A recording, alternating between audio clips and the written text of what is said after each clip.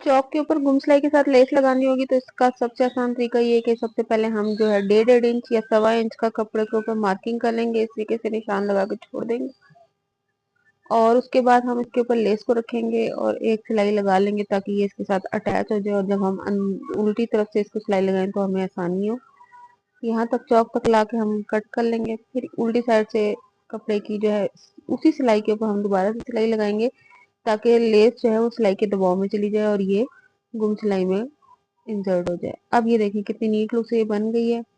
दूसरी चौक पर भी इसी तरीके से पहले लेस अटैच कर लेंगे और उल्टे साइड पे उसी तरीके से सिलाई लगा लेंगे जैसे हमने पहले लगाई थी।